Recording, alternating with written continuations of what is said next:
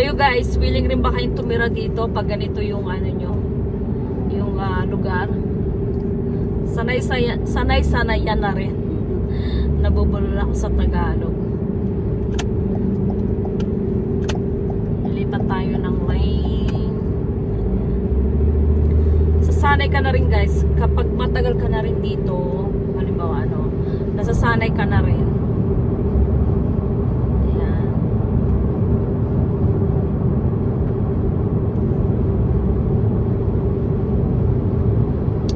Araw-araw 2 hours or 1 hour nagda-drive talaga ako araw-araw kasi medyo layas tayo pag summer.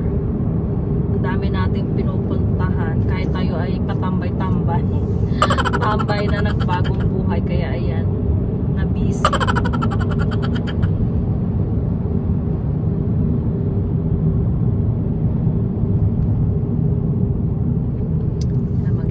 Stay lang ako dito sa isang lane. Medyo marami ng car.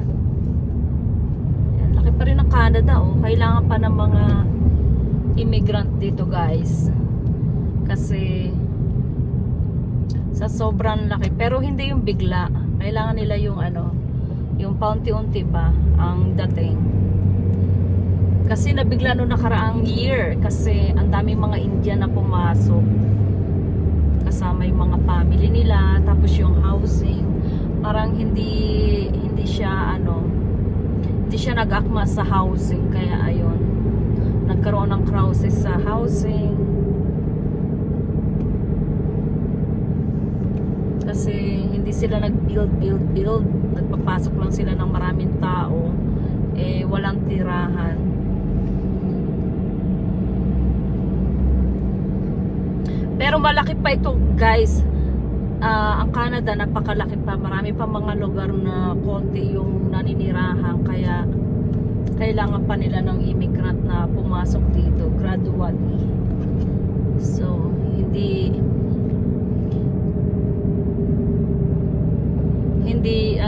nila binibigla, pero kailangan pa nila ng marami pang immigrant na manirahan. Kailangan akma kasi kailangan may tirahan. So kailangan mag-build pa ng maraming housing para makapapasok pa sila ng maraming immigrant. Mas maraming immigrant, mas maganda yung maganda rin kasi sa bansa na na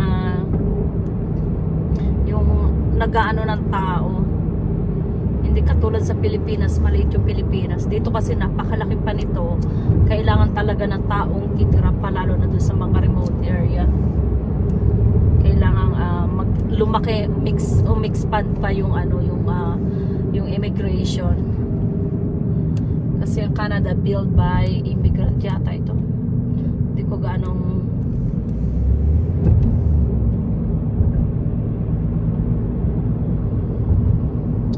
ayan, kapag nagda-drive lang guys, iiwasan lang natin yung accident.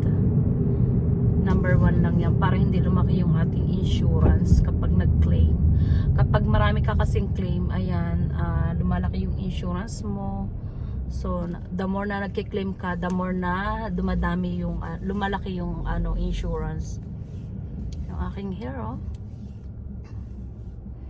kailangan ma-castor oil.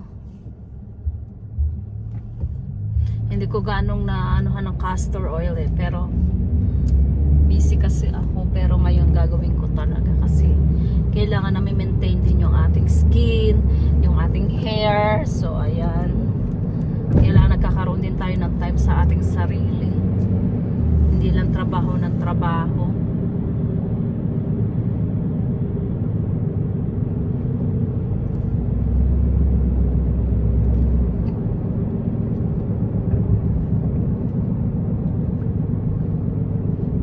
So comment down below guys kung gusto nyong manirahan sa bansang ito guys. Ako, gusto ko. Pero kayo guys, gusto nyo rin ba guys? Okay naman yung buhay dito basta nagtatrabaho ka, ganon, nakakabayad ka ng bills, nabibili mo yung gusto mo, tapos kung may kids ka, binibigyan ng sustento ng government. Kung wala ka naman trabaho guys, Meron namang welfare.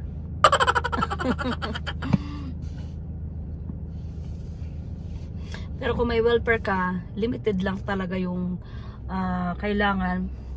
Wala ka yatang bahay pag may welfare ka, ganon. Ewan ko kung qualified din yun. Kung may kung may bahay ka, pwede kang tumanggap ng welfare. Hindi ko lang sure. Tapos ang car mo yata under 5,000, ganon. So mas maigi na magtrabaho ka, guys, kasi ano lang yun, kumbaga panandali ang support lang yun sa mga taong minsan nawawala ng trabaho. So pagkain lang yung, guys, kasi yung matatanggap mo doon hindi naman kalakihan.